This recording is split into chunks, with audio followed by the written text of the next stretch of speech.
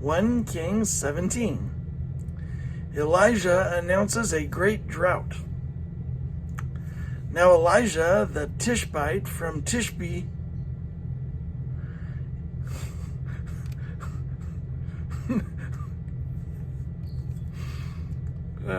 Now Elijah the Tishbite from Tishbe in Gilead said to Ahab, "As the Lord, the God of Israel lives, whom I serve, there will be neither dew nor rain in the next few years, except at my word."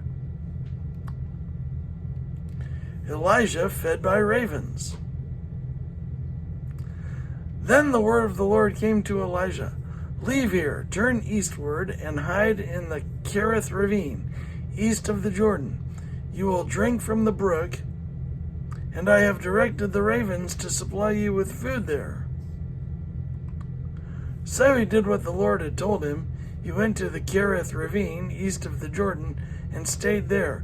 The ravens brought him bread and meat in the morning, and bread and meat in the evening, and he drank from the brook. Elijah and the widow at Zarephath. Sometime later, the brook dried up because there had been no rain in the land. Then the word of the Lord came to him, "Go at once to Zarephath in the region of Sidon and stay there. I have directed a widow there to supply you with food." So he went to Zarephath. When he came to the town gate, a widow was there gathering sticks. He called to her and asked, "Would you bring me a little water in a jar so I may have a drink?" He called to her and asked, "Would you bring me a little water in a jar so I may have a drink?" As she was going to get it, he called, "And bring me please a piece of bread." "And bring me please a piece of bread. As surely as the Lord your God lives," she replied, "I don't have any bread, only a handful of flour in a jar and a little olive oil in a jug.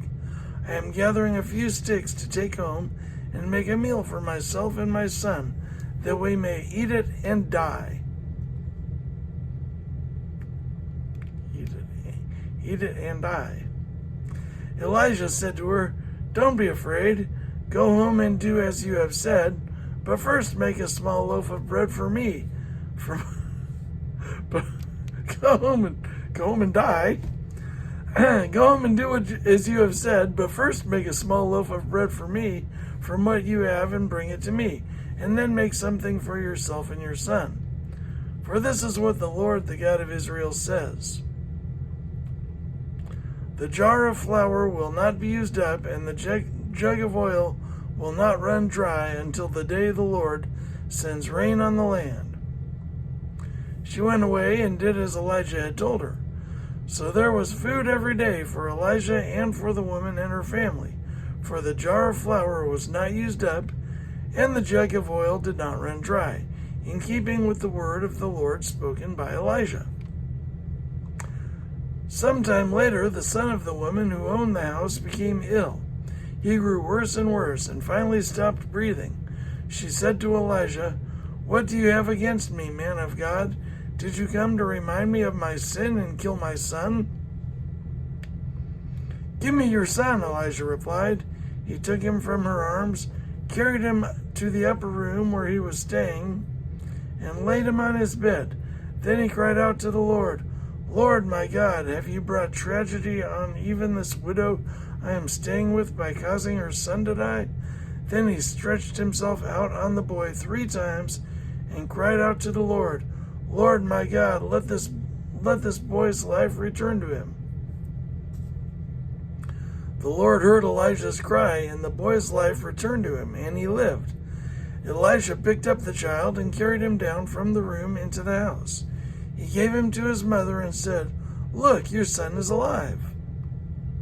Then the woman said to Elijah, "Now I know that you are a man of God, and that the word of the Lord from your mouth is the truth."